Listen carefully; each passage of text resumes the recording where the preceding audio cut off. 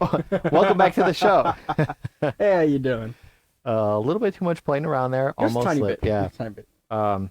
Thank goodness our audio is muted. Yeah. I am. I hope the audio was muted I really hope the audio, because we're in real deep water. because I did not have.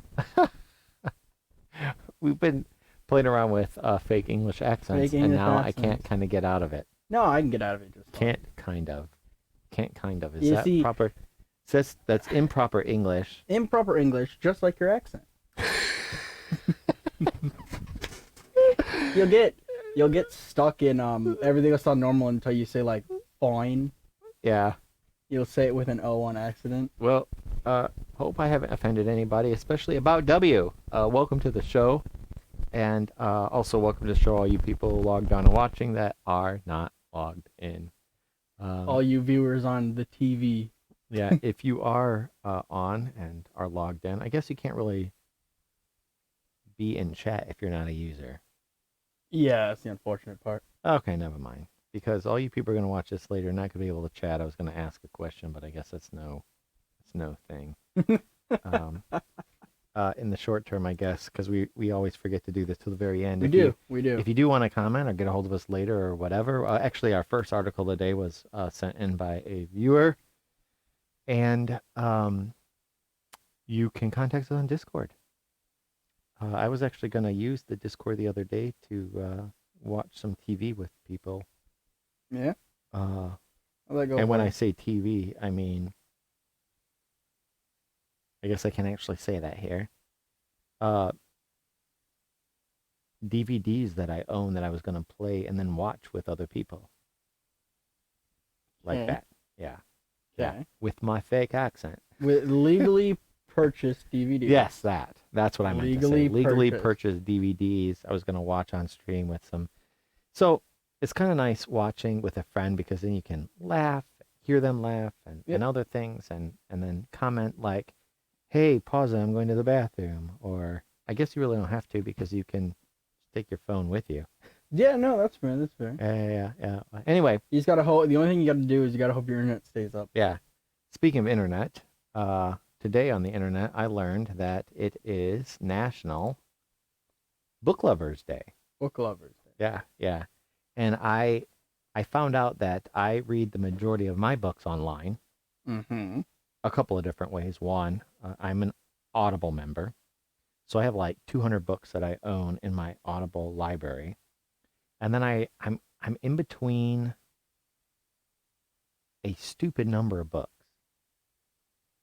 How many books do you read at any one given time?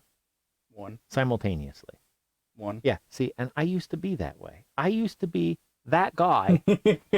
I used to be that guy. You used to be that guy. That guy. That guy. But now I'm not. Well, ain't that something? But I do have I do log on to Royal Road, and I'm reading a couple of different books from there, Okay. which aren't technically books, I'm not going to pretend I know what that is. but it's like an online place that you can go to, Okay. and you can write your own stuff, Okay. and people will read your stuff. Okay.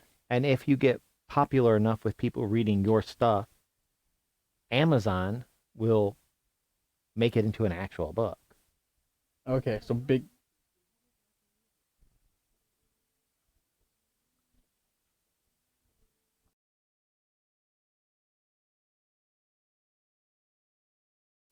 So we just had an accident where we used the magic A word, and when I say A word, I mean AMAZON, That word, big man Bezos. and set off one of our smart devices down here. He just started playing rap music or something from across know. the studio. So anyway,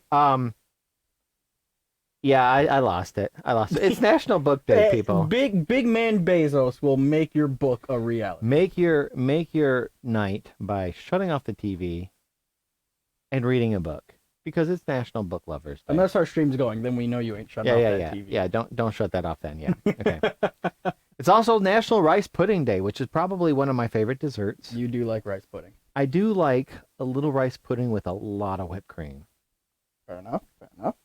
And sometimes just the whipped cream, but it wouldn't be National Rice Pudding Day if you just did that. So at least have the rice pudding That's fair. and then put the whipped cream on top. That is fair. I'm half tempted actually now to go and ruin my diet with why I think we ruined my diet the last show with the ice cream sandwiches. Yes, because we ate ice cream sandwiches after the show. Wow, I feel like the national day is trying to get me to ruin my diet. So what? Tuesday is cheat day. It's cheat.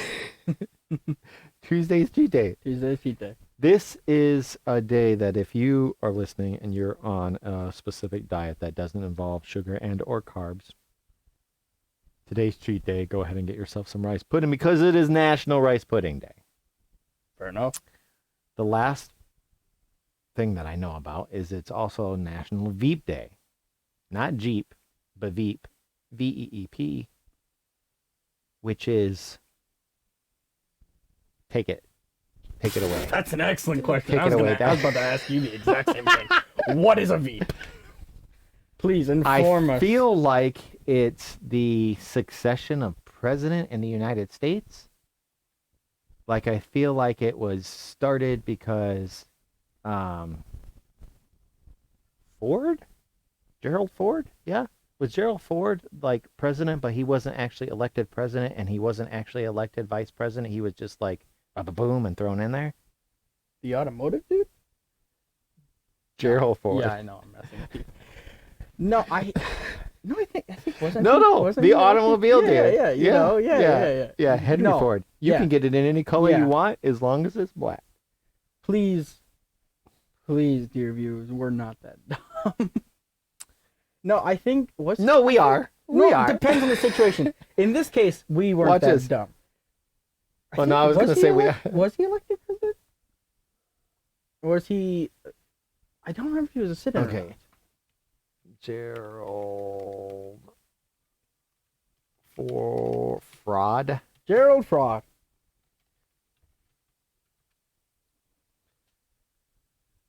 Okay, Ford has the distinction, of being the only president to serve as president without being elected to either the presidency or the vice presidency. His presidency ended following his defeat in 1976 presidential election by Democrat Jimmy Carter. Okay, wait. So how did he get in office if he wasn't elected? Gerald Ford is one of the presidents I did not learn about in school. How did Gerald Ford become president without being elected? When Nixon resigned on August 9th, 1974 because of Watergate. Oh, Watergate. Complications. Complications. Ford automatically assumed the presidency. This made him the only president to become the nation's chief executive without being previously voted into either the president or vice president's office by the electoral college. So he wasn't vice president either. No, probably because I don't know about Watergate, but like, did the vice president have issues too? You know what? Let's just go on to. Okay, so what is Veep? National Veep? Let's Oh, back here we up. go. Here we go. National Veep Day on August 9th recognizes the succession plan of the President of the United States. Whoa! Okay, so what does Veep stand for? I just would like to say that I feel accomplished that I knew that. The day also acknowledges the one president who was neither elected vice president or president, Gerald Ford. I should have just read it. Okay, in case of the removal of the president from office or of his death, resignation, or inability to discharge the powers and duties of the said office, the same shall devolve on the vice president, and the Congress may by law provide for the case of removal, death, resignation, or inability, both of the president and vice president, declaring what officer shall then act as president, and such officer shall act accordingly until the disability be removed or a president shall be elected. And you can find that in Article 2, Section 1, Clause 6 for all of you people who actually want to look that up. And then here's a bunch of vice president facts, which we are not going to read because it's National Veep Day. So I don't know how to celebrate that, but it is National Veep Day. Okay, so National Veep Day, to summarize, celebrates the plan outlined that allows someone to move up to presidency after the president's It's gone. the backup plan to the backup plan. Yes. A redundant backup system. Yeah. And I feel like we have a backup system, but we don't have a redundant backup system. We do not have a Oh, I redundant guess backup. technically we have a Wait. generator. We do. So we have a backup power supply, uninterrupted power supply. Yes. And we do have a generator, so we do have a redundant backup. I remember actually when we lost power, we were without power for a while. We actually started up the generator, not to keep the refrigerator going, not to put any fans or anything on. It was so you and I could connect to the internet and play games that one day. That is exactly what we did. And I we remember had doing no that. power. That was Yep. that was what we call. It doesn't make us geeks, but it totally makes us geeks. We had no power for a few hours, and We were about to die. and here you come along with the generator, and just cook it up. And first things got plugged in, Xbox. Yeah. And the Xbox modem. and the router. And the modem. Yep. Yeah. We ran a cable right down here. That was so funny. Yep, all the way. But then we also through plugged the in the refrigerator. I mean, Yes. that was like a secondary thing. But Yeah, that happened a little later after we won the first raid.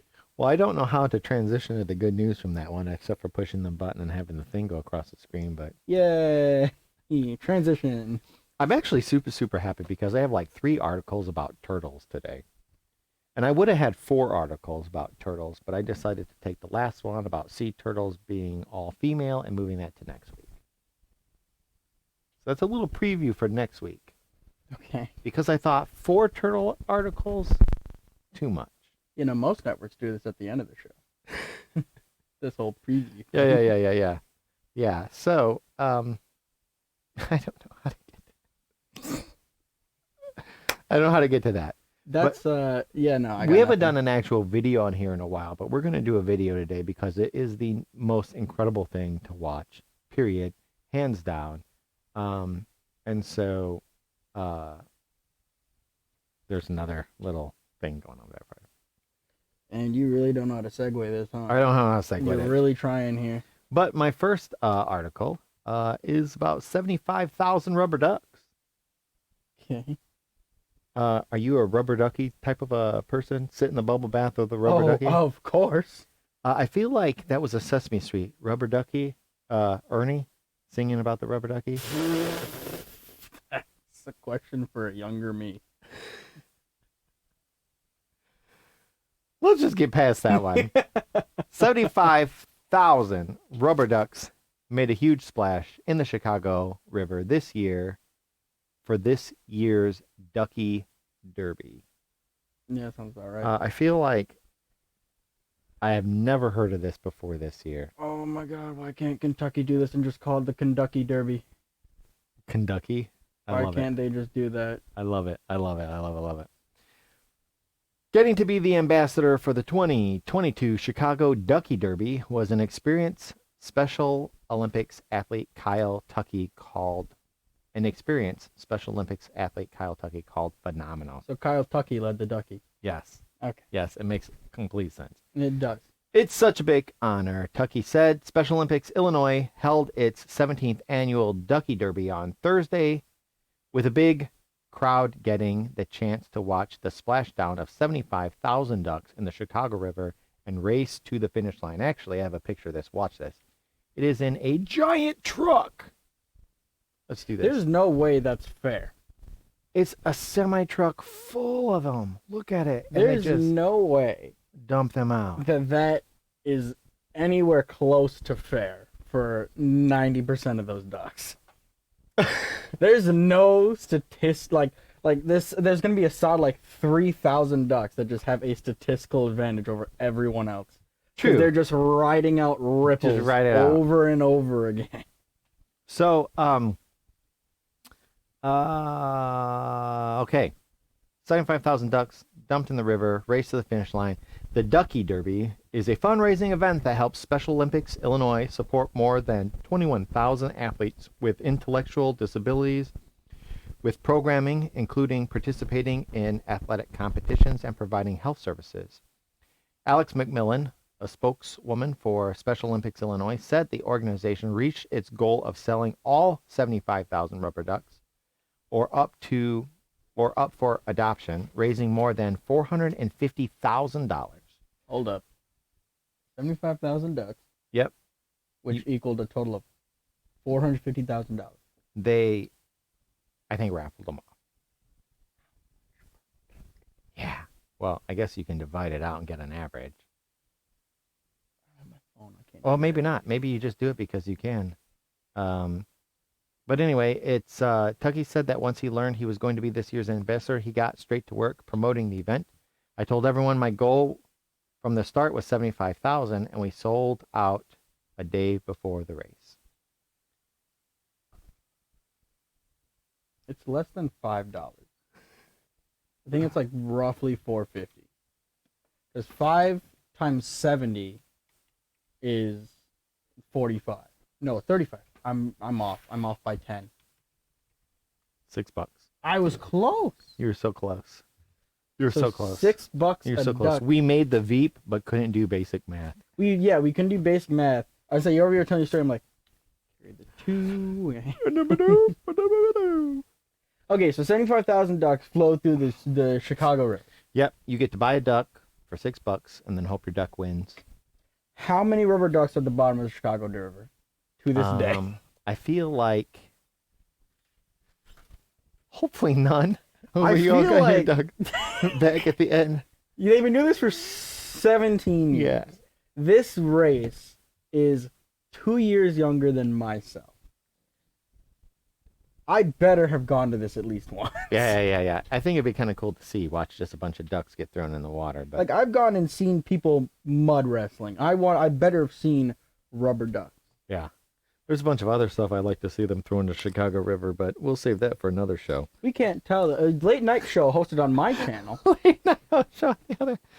Well, anyway, moving on to the next article, because instead of looking down at the river, you look up into the sky, because we like talking about all kinds of astrological events. And Space. this week is a big one. Space time. There's actually something going on with Saturn this week, and we're not going to talk about that because we're going to be talking about the meteor showers first. Meteor showers. All right. And we're going to just took a segue. shower. We're going to segue into probably. Well, okay, here we go. Watch out for the shooting stars coming your way.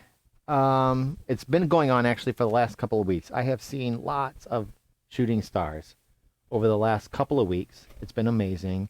More than I can count, I've seen. In fact, more than I did during that last meteor shower that I actually stayed up for. That was supposed to be like 100 a minute, and it was totally not that. But this one's the most popular meteor shower. It happens every year. Oh, let me just read this. The most popular meteor shower, known as the Perseids, is about to reach its peak with up to 100 meteors per hour. I'm waiting for... See, okay, that's better. Because what was the other one? 100 meters per what? Minute? 100 meters per hour. That's I can more say, believable. Yeah. Well, and this one happens every year. Like, it comes around. Oh, so here we go. Without fail. Let me just read, because I'm getting ahead of myself. I'm excited only because I've already seen a lot of we them. like space. And I'm looking forward to it. And this is important because it's happening right now. I almost read this last week, and I didn't. Actually, I could have read it 2 weeks ago, but I didn't. I was saving it for today because the Perseids are annual and are active between July and September. The warm summer weather makes it easier to be outdoors for viewing, NASA notes. The Perseids will peak August 13th, which is in just a couple of days, Saturday. and be most visible in the northern hemisphere in the hours before dawn, but might have been seen as early as 10 p.m. A bright full moon will appear during the shower, which is Thursday, which could affect visibility. The meteor shower is known for what scientists call fireballs. That's a scientific name, because that came directly from NASA. Yep. Describes as larger explosions of light and color that can persist longer than an average meteor streak. So these are better than your average meteor shower. And that's actually true, because the ones that I've seen lately, like, you actually see them streak across the sky. That's kind of cool. Here's how to view the meteor showers from wherever you're looking up from Earth. And I put a lot into this one because the last several I've read times, and the times were in the UTC. Yeah. And I had no idea what that was. I'm going to be honest with you. I didn't know. I didn't know. And I'm trying to calculate that out, but I don't know because I don't know what it is. And we're going to talk about that. If you're viewing a meteor shower, you might want to make sure you know the time of its peak, the radiant point, and the phase of the moon according to Earth sky. Otherwise, you might not get as much from your time outdoors. The estimate for the meteor shower will always appear in UTC, which means Coordinated Universal Time. Didn't know that. Okay. You can convert UTC to your time zone by going to Earth sky at this webpage. Haha! The radiant point is not essential to seeing the meteor shower, though it can enhance your viewing.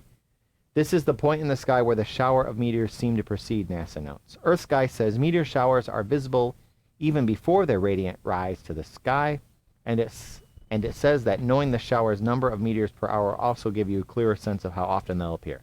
The phase of the moon also affects visibility. A bright moon can severely diminish how well you can see the shower, obviously, because you have a bunch of light. Light pollution, which is the excess of artificial lights in major cities and other industrial areas, obstructs view of the meteor showers, which is also obvious. Because, like, even around here, like, I'm walking, and we have, like, a bunch of street lights. Sometimes you can't see the moon or the stars or whatever as much, just because. To make the most out of your viewing experience, try finding a darkly lit spot away from city lights. The darker your surroundings, the clearer the meteor shower will be. When viewing a meteor shower, you want to make sure you're in a comfortable position with well-adjusted eyes. Get there early, grab your popcorn, Let your eyes adjust. try to figure out, what happened to the vice president during Nixon's thing. Exactly. Okay? And wait. NASA says... Unravel the secrets of Watergate. NASA says in about 30 minutes your eyes can adapt to the dark, so 30 minutes, which will make the showers much more visible. Bring a blanket, lawn chair, sleeping bag, warm clothes for cooler temperatures at night. Anything that could enhance your viewing experience and keep you warm in the later hours of the night and early morning. And then sit back, relax, and enjoy. You don't need any telescopes or binoculars because you just... So this is Friday. This is... You can see it now, especially in the northern hemisphere of the world. Okay. So what's the deal with the 13th? The 13th is when they're going to hit, like the majority of them are going to hit. Okay. So there'll be a lot more activity on the 13th. But if you look up tonight in the sky and you stay there long enough, you will see a meteor. Okay. So Saturday. Shooting star. Which is the 13th. Yeah. So Saturday morning? It'll peak. Yes. Okay. Early Saturday morning. Pre-dawn. Yes. For us. So me and the boys are going out into the old cornfield. That's right. And we're just going to chill out in the bed of the truck.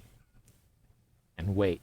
Yep. With a bag full of your wishes. We're just going to go out at midnight. Because you're just going to be like, and the guy that's making fun of him at what's his name in It's a Wonderful Life, and he's like, look, I'm like giving out wings. And he's like, cha-ching, cha-ching. It's going to be like that. Your wishes will all come true. Jiminy Cricket you'll find in the cornfield too. As long as no one Ready steps for on it. him. Segueing into what we've already talked about a little bit with the moon, All right. the full moon that we keep mentioning is the sturgeon moon, and it is also the last supermoon of the year. And the full moon is which day? Thursday.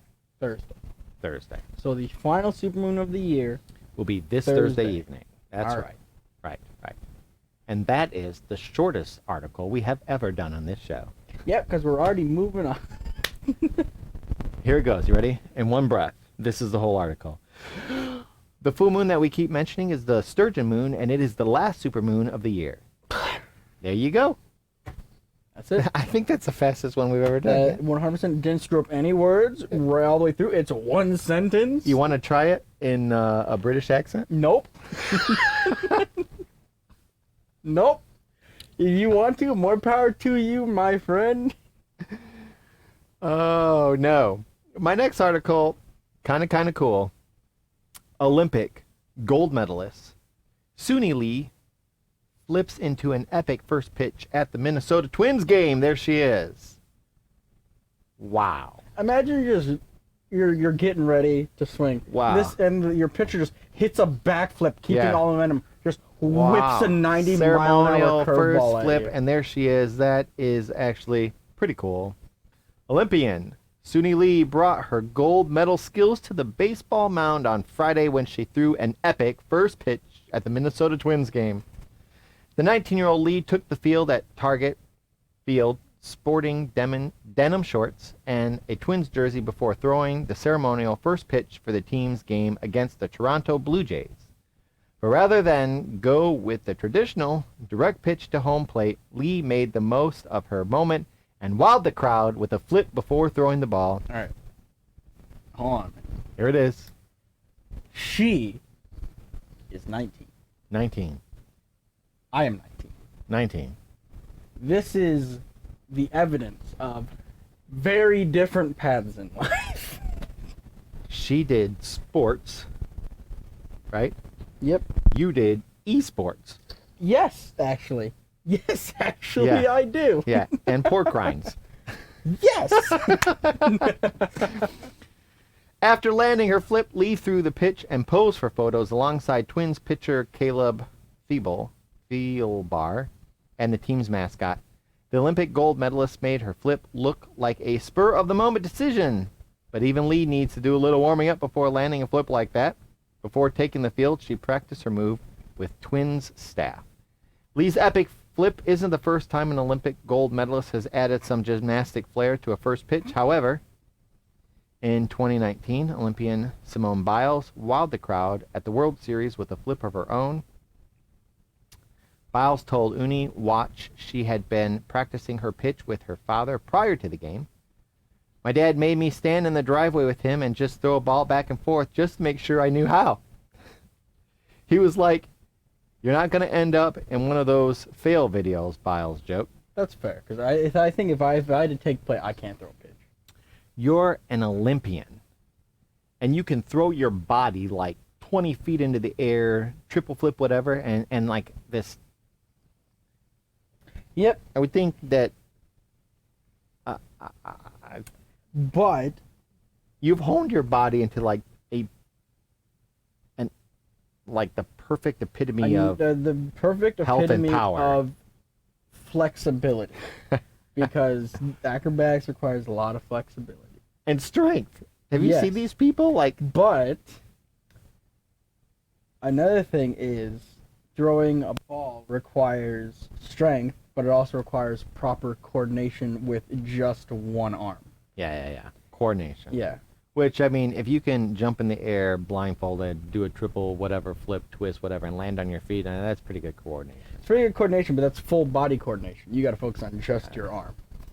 But your arm's got to be there to, cartwheel and push off and all that other stuff. My arm doesn't do all that. My arm doesn't, but theirs does. In May, Lee reflected on her legacy in a new PSA for Paramount and See Her, which advocates for accurate portrayals of women and girls in advertising media. Growing up, I didn't see a lot of Asian American women on the U.S. gymnastics team, so to be one of the first Americans to win the Olympic gold medal is just absolutely amazing.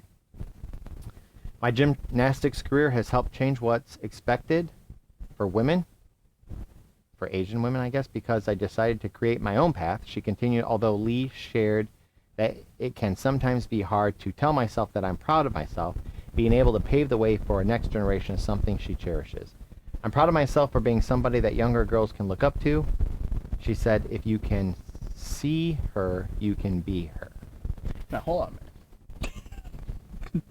I knew you were going to say this. Now, hold on a minute. Hold on. Hold on a minute. Hold on. You were waiting. Hold on. I appreciate the wait. Okay. No, I'm going to say that is a really good quote. You It can is. see her, you can be her. Yeah, you can see her, you can be her. However, I can see Shaquille O'Neal.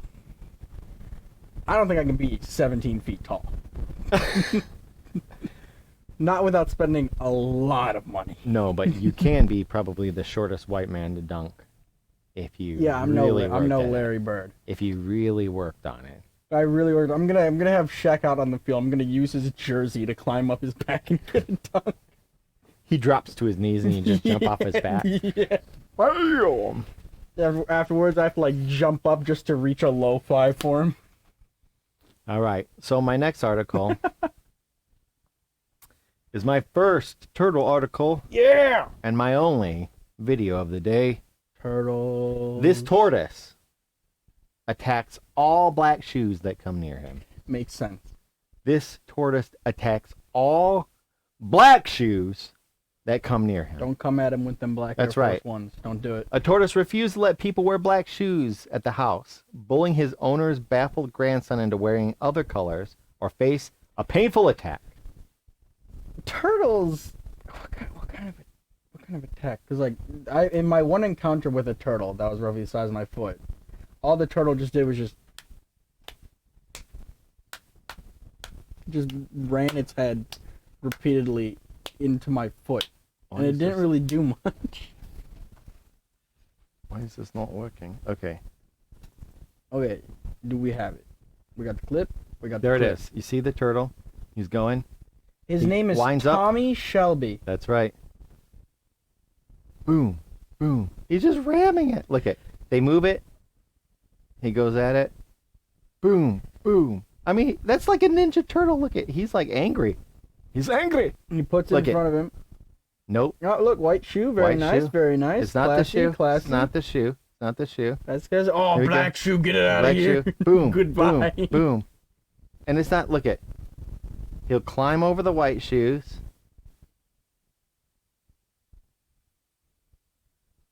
And attack. And that one, look at. And he smells it first too. Look at. He'll go through the white ones. Boom.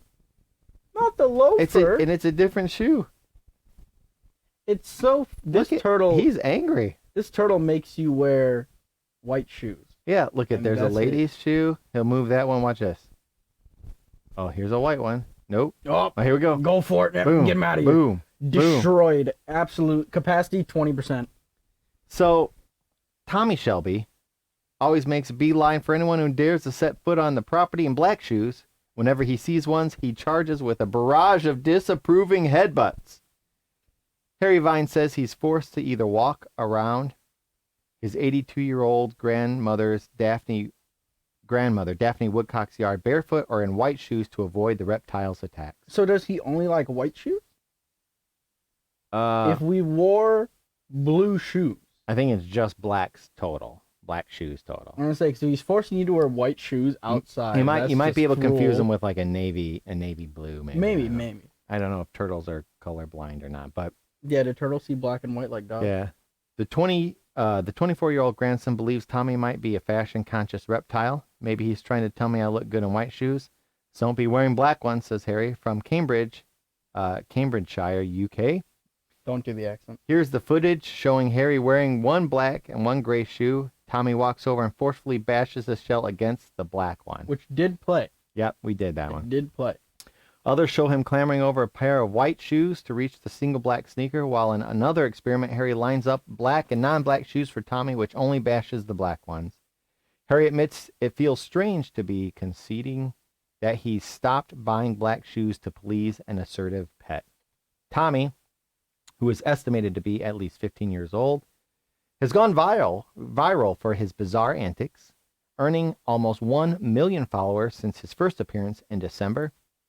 If he gets your ankle bone, it does hurt quite a bit. It's more like a shell bash, he says.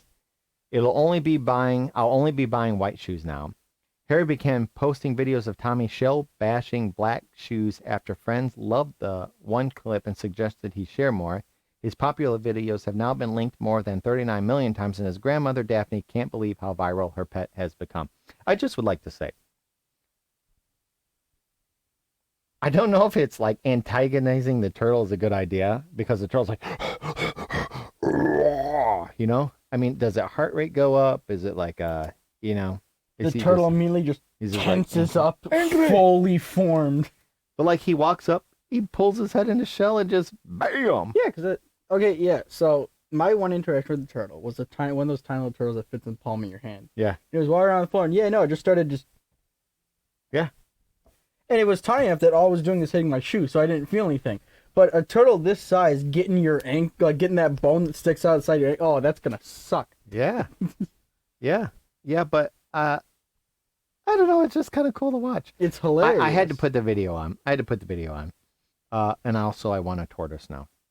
Yeah. So going on to my next, or speaking of turtles,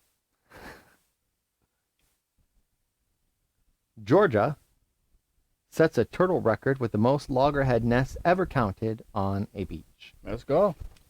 Loggerhead sea turtles nesting in Georgia hit a new high this week as the big reptiles beat their modern-day best for most nests on the state's Atlantic Ocean beaches. With hatchlings still surging, the nest count reached 3,960 on Wednesday, the largest count in 33 years since surveys began in the U.S. state in 1989. The total beat the previous records of 3,950 nests set in 2019, according to the Georgia Department of Natural Resources. Even more impressive is the tenfold increase in sea turtle nests since its lowest point of 358 nests in 2004. Loggerheads are a long-lived species that don't reproduce until 30 to 35 years of age, said Georgia Sea Turtle Program Coordinator Mark Dodd, a senior wildlife biologist with the DNR. It just kept adding on. He had a title, his name, and then another title. And then where he works with its own title Yeah. at the Department of Natural Resources. That's right. The region's population of loggerheads listed as threatened under the Endangered Species Act has been increasing at approximately 4% annually since the early 1990s. But based on current trends, Dodd predicts it will take at least another 20 years before the recovery goals are reached. The model also suggests loggerhead numbers will increase again, possibly reaching levels not seen since the late 1950s. Weighing about 300 pounds or more, female loggerheads crawl ashore on beaches, dig a hole at the base of the dunes, and lay their eggs, usually at night, from May into August. All sea turtle nests, including those of species that seldom nest here, such as Kemp's, Ridley, and Green, are marked, protected, and monitored by the Georgia Sea Turtle Cooperative. The DNR coordinated network of federally permitted volunteers, researchers, and agency employees have patrolled the beaches daily during nesting season for more than 30 years. Georgians contribute to the program by purchasing special automobile license plates featuring wildlife, which cost only $25 more than a standard plate to buy or renew. And actually, yeah, I don't know. I should have just done all four turtle things because now I'm all excited about turtles. Yeah. Space and turtles. That's the two things that we get excited about. And any on of this you people show. out there are going to be like, there's a difference between turtles and tortoises. I know, but they're turtles for today. Just suspend, you know. I'm gonna be straight up honest. I don't care. They look cool. They're fun. Who cares? Yeah. Well, my last turtle story of the day. All right. That is a turtle on a train track. A 3-foot giant tortoise saved from the train tracks thanks to a determined woman. And let's be honest, what woman is not determined? You know what? Let's get right into the article. You saw me start to open my mouth. Train services bound for Cambridge, England were halted to rescue a giant tortoise that strayed onto the tracks. Clyde the tortoise was spotted walking the rail line, but the report was initially not taken seriously by railway workers. After a passenger spotted the animal on a track northeast of Thetford in Norfolk, she immediately raised the alarm. Diane Akers posted a photo on Twitter to notify the greater Anglia train operators that she wasn't sure the message got through. When we got to Norwich Station, I told staff in the office there, and the man looked at me as if I was mad, Akers told BBC. But then a police officer came along and said he'd seen her tweet. The 2.5-foot lumbering giant escaped his home at the Swallow Aquatics in East Harling, Norfolk, breaking through a wall in his pen. Probably much like the little tortoise that we saw earlier. He just puts his head in just like, bam. He knew that there was a black shoe outside that wall. Giant tortoises can move quite quickly, and he landed up about half a mile from home. One of the caretakers told the Metro UK newspaper Clyde had lived at the center for several years after his family could no longer care for the pet.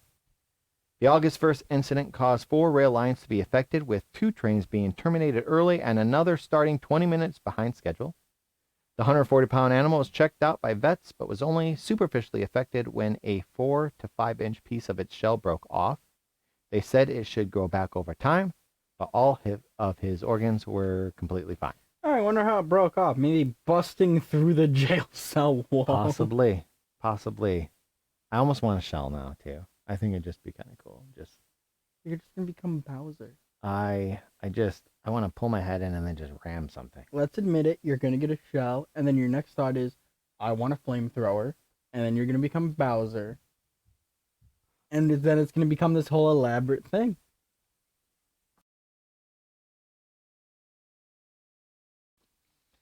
My next article. Have you ever had your mom yell at you for your phone? Mom, dad, whoever, aunt, uncle, anybody Yes. older than you, be like, "Oh, put away your phone. It's bad for you." Yeah. Do they sound just like that? Everyone Yeah. always sounds like that in my head. So yeah. Well, a new study says that not bananas.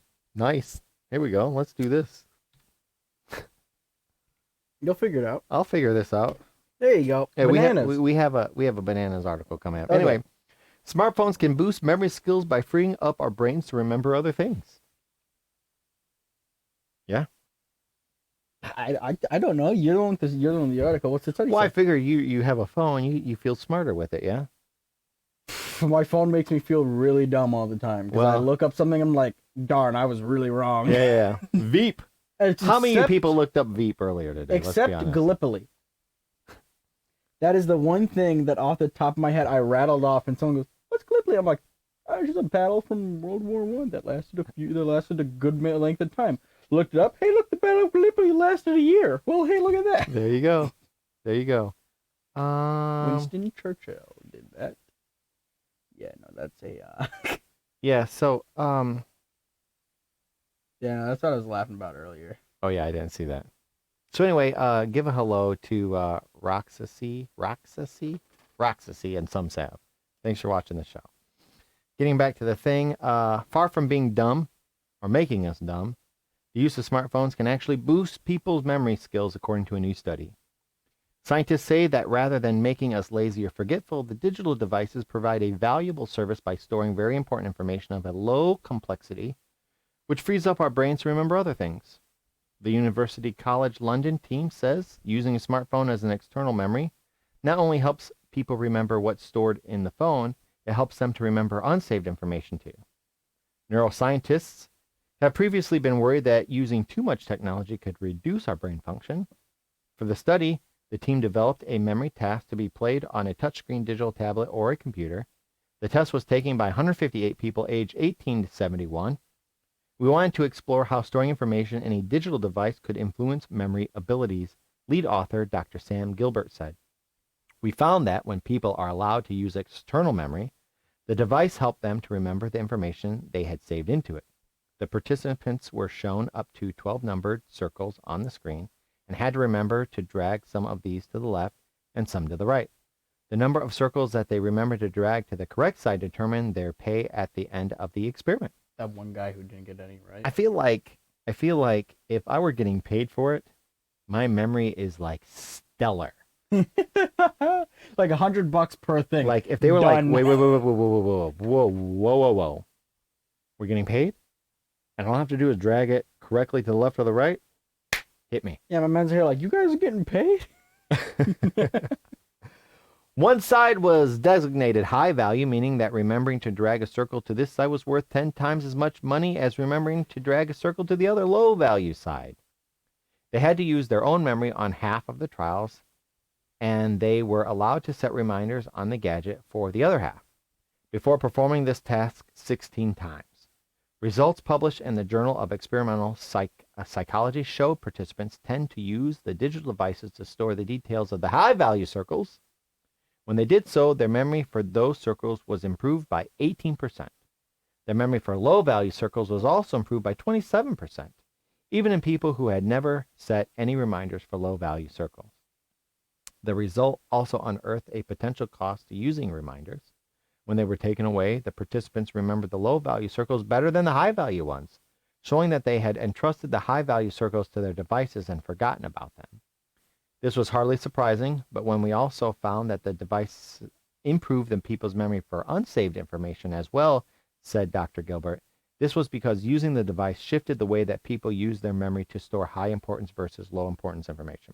So, A lot of words. they were like the circles that were worth a lot of money. They Okay. saved to their phone because they were like, the phone's not going to forget it. Mm-hmm. But they weren't allowed to use their phone later, I don't think. Okay. So they saved the important ones, thinking that they would test it or whatever. Yeah. But by taking that off their mind of what they had to remember, they were able to remember the lower value ones. Oh, yeah. Okay. And when they were able to remember the low value ones, I mean, they still made money or whatever. Yeah. But what they should have done was take the ones that aren't important, put it in the phone because it freed up enough memory capacity that your brain could remember the more important stuff. Okay. So here's the deal. Like you have, I don't know. You have a bunch of work stuff to remember, right? Okay. So you put it into your phone's calendar, right? So now you remember this appointment, this, that, whatever.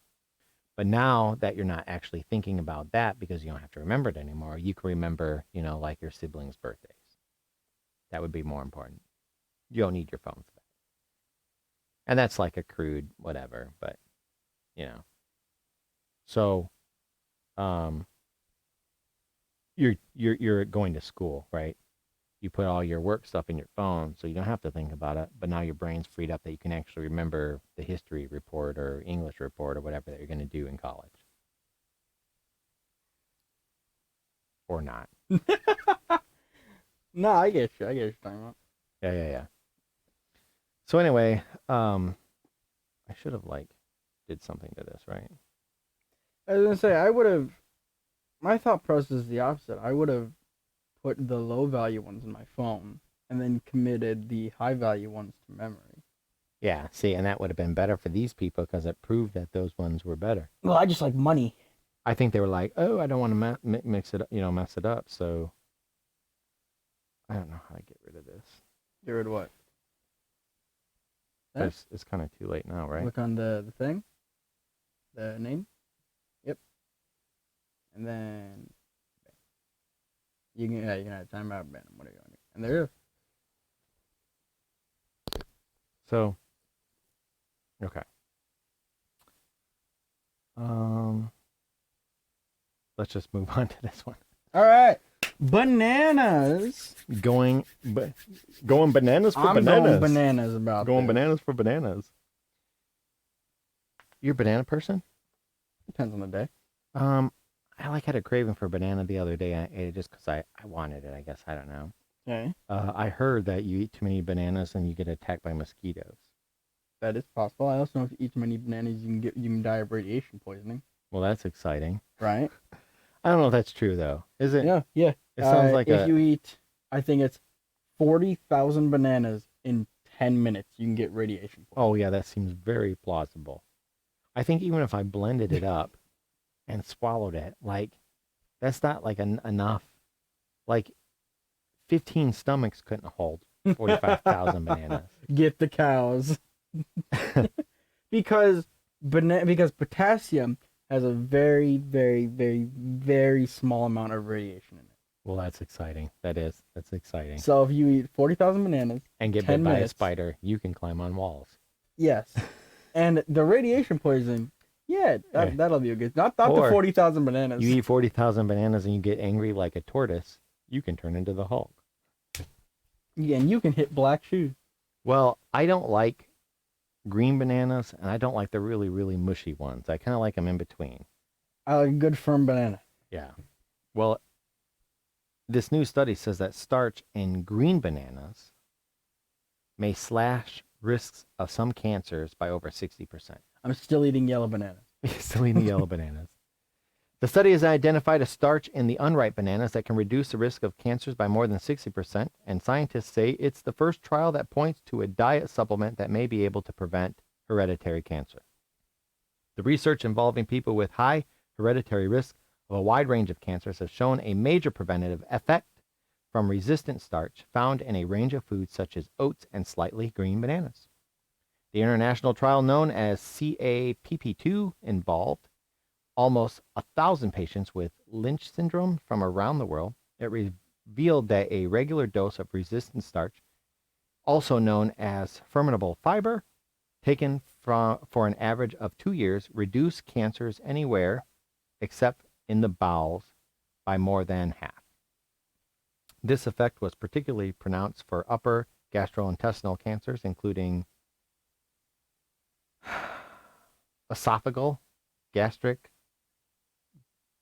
biliary tract, pancreatic, and other cancers. Basically, every other cancer. Well, mostly in your digestive tract, except for your upper,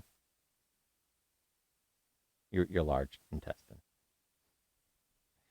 The astonishing effect was seen to last for 10 years after stopping taking the supplement. So you take it for 2 years, it'll last for 10 years, which can also be found in breakfast cereal, cooked and cooled pasta and rice, peas, and beans. We found that the resistant starch reduces a range of cancers by over 60%. The effect was most obvious in the upper part of the gut, explained Professor John Mathers, professor of human nutrition at Newcastle University. This is important as cancers of the upper GI tract are difficult to diagnose and often are not caught early on. The study, led by experts at the University of Newcastle and Leeds, was a planned double-blind 10-year follow-up supplemented with comprehensive National Cancer Registry data for up to 20 years in 369 of the participants. Holy crap. Yeah. This is like, yeah, it's a double-blind follow-up supplemented with incomprehensible National Cancer Registry data for 20 years, back-to-back 10 years, 369 participants. What? And they cross-referenced it and made sure that it was all good. Yeah. Imagine having to write the title for that. I think that they're like scientists, but they're also like engineer scientists where they want to get that data. That means they also sit in a room for 20 minutes and don't say anything. That's right. They also hate black shoes. Yes. Resistant starch can be taken as a powder supplement and is found naturally in peas, beans, oats, and other starchy foods. The dose used in the trial is equivalent to eating a daily banana before they become too ripe and soft. The starch in bananas resists breakdown and reaches the bowel where it can change the type of bacteria that live there. The resistant starch is a type of carbohydrate that isn't digested in your small intestine. Instead, it ferments in your large intestine, feeding beneficial gut bacteria. It acts in effect like a dietary fiber in your digestive system, said Mathers. This type of starch has several health benefits and fewer calories than regular starch. We think that resistant starch may reduce cancer development by changing the bacterial metabolism of bile acids and reduce those types of bile acids that can damage our DNA and eventually cause cancer. However, this needs further research. So, lots of research there. I'm just skipping ahead because we're running out of time and I want to get to a couple of other things. Okay. So, instead of just flipping this, make sure I got the right thing. Okay, I do. My next article. Wait, do you have anything with a banana? I'm still eating yellow bananas. Yellow bananas. This mother and daughter become co-pilots on a Southwest flight. There they are. Sick. Yep. Southwest Airlines announced its first ever mother-daughter pilot. I'm having problems here. Southwest Airlines announced its first ever mother-daughter pilot duo after Captain Holly Petit joined First Officer Keeley Petit in the cockpit. Mother Holly started her aviation career fresh out of college as a flight attendant working for another carrier. After riding the jump seat in the flight deck, she realized that she wanted to learn to fly planes. She then got to work training and obtaining her certifications. Holly also took the care of her 3 kids while taking flight lessons. With the help of her husband and mom, she was able to pursue her dream of being a pilot. Holly's daughter Keeley grew up around the Southwest airline family and later became an extension of it. At 14, Keeley realized she wanted to follow in her mom's footsteps and became a pilot. She earned her pilot's license and even landed an internship at Southwest in the fall of 2017, a runway for Keeley to learn more about an aviation career. Southwest has always Southwest was always the end goal for me, said Keeley. There was really never any other. After working hard as the second generation, she and her mother became the Southwest's first mother-daughter pilot duo. It's been a dream come true, says Holly. First, I found this career and fell in love with it, and then one of my kids fell in love with it and fell in love with this career too. It's surreal. Not only are Holly and Keeley making Southwest history, but also they're breaking barriers and empowering women of all ages to pursue their dreams in aviation. You'd be like, flying the plane, Yeah. and it's just put the casserole away from last night. Yeah. Don't forget that birthday party. Yeah. And hey, are you how are the kids? How are the grandkids doing? How are the grandkids doing? It's like, I don't know. I'm in Guatemala right now. Yeah. My next article I don't have a segue into, but Switzerland. You can fly to Switzerland. Yeah. They have a brilliant plan for this underground cargo delivery tunnel, and they want to reduce traffic, and this plan is now underway. So they want to reduce. They want to make tunnels. They want to make tunnels underneath the entire country and put products in there and ship them so that way the roads stay clear for cars. Okay, I'm interested. Yep. The dream of the new and ambitious mode of freight transportation just took a big leap towards reality in Switzerland. On August 1st, planning stages commenced to build an automated tunnel network that would ship cargo in shipping pods on self-charging rail systems. Cargo Souterrain, also known as CST, or underground cargo, will begin with a 46-mile stretch between Zurich and a major logistics hub. Yep. Yeah. It could grow to as many as 310 miles of tunnels, connecting all the Swiss cantons. Runs on renewable energy, the project is estimated to be able to take 40% of all freight-bearing traffic off the roadways in a sustainable way that doesn't involve clearing any land for additional roads. The electric pods would receive ongoing electric charges as they move along the induction rails. A similar set of tracks would run on the tunnel ceilings for transporting baskets of smaller parcels. The tunnels are designed to be around 20 feet in diameter, and the pods will be big enough for a pallet or two, with refrigerated ones to carry temperature-sensitive goods. At the terminals, large elevators will pull the pods and podlets out of the gloom and up into fulfillment centers. Dynamic tracks will prevent the elevator stations from jamming the railways of the system. Federalism is strong in the Swiss government structure, and each canton will deal with the project as they wish. However, in this time of rapid inflation across Europe, the Swiss have maintained their fiscal discipline and rule out using public money for the project. No subsidiaries are being used in building the infrastructure and operating the tunnel, Parliament ruled. Switzerland's Federal Council has ruled out co-financing with CST with public funds, but thanks to some new legislation from the Swiss government, the company has been armed with about $100 million in private investment that was sourced preemptively. The project seems very similar to various Hyperloop ideas for American passenger transports, but if billions are to be spent, and the Swiss will have to find $35 billion in investment to finish the whole project by 2045. Freight seems a much smarter use of underground rails, since to a certain degree, safety, comfort, and aesthetics won't factor into the design. So far, 2 other Swiss cantons, in addition to Zurich, St. Gallen, and Thurgau, I guess, have expressed interest and call it economically feasible. It's kind of like at the bank when you put your stuff in the tube and it's like, you send stuff over. Yeah. You've got Walgreens or whatever, I guess, for us too. Yeah. I just like the idea that you're at the ship, comes on the thing, goes into these pods and just, get the pallet or the forklift, you just put it in there and it goes. And it's kind of nice because that truck is sitting there forever while they're waiting for it to be filled up. Yeah. You don't have to wait. You got a pallet, it goes. The next one comes off, it goes. Yep. Next one comes off, it goes. Sounds about right. And the best part is, you have trucks on the street waiting for it. you're gonna still have logistics later, but now you can move the trucks to something better, and then on top of it, now there's not shortages of stuff because you don't have trucks moving from here to here, waiting for it to get broken up. So now it has to go from here to the stores or whatever. Yeah. Now you can get more trucks where they need it, where they're needed most. So it's kind of cool. I think we're running out of time. Only a little bit. I guess I'll do this as a mentionable. Miners find a giant pink diamond in Angola, and it is the largest in 300 years. Just pink diamond. Pink diamond. It's just there. Large pink diamond. Let's see what this is. Okay. And then we'll just do this last article. I don't think I have a picture for it. I don't.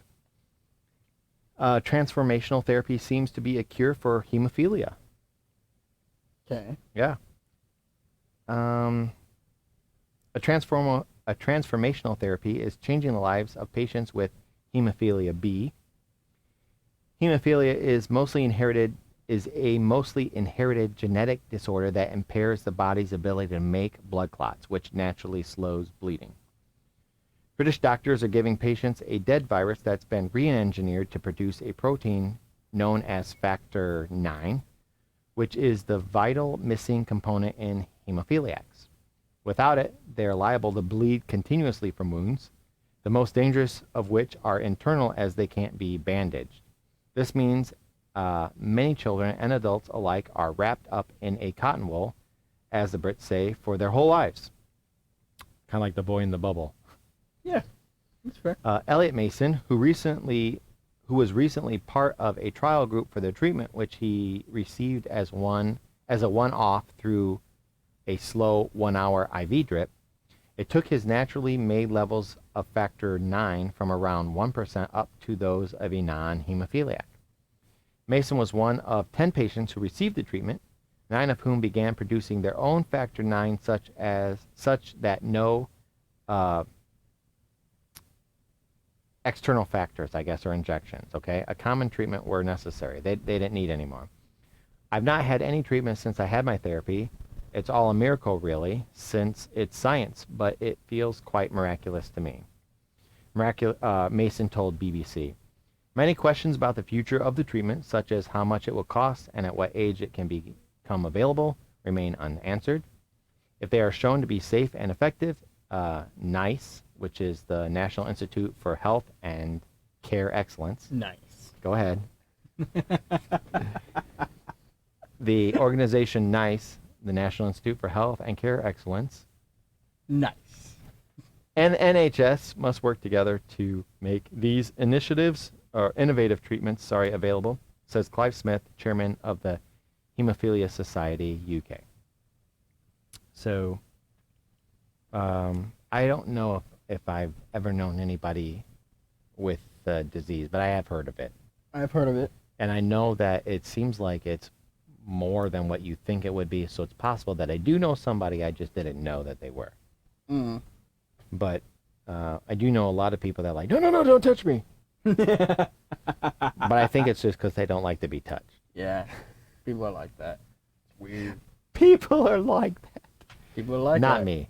I am a hugger. So, anything you'd like to add before we get going? No, that last article was pretty nice. Last article is pretty nice. I feel like I didn't have time for the fourth turtle thing. And so I'm kind of glad, especially since I skipped over 2 articles, I think, right? Yeah. 2.5. So if everything works out really good, we will see you here next week, Tuesday. If you guys have any articles or you just like to talk or drop us a line, you can contact us here at Discord. And yeah, send us articles. Yeah. We like hearing from you. Let's see here, chat.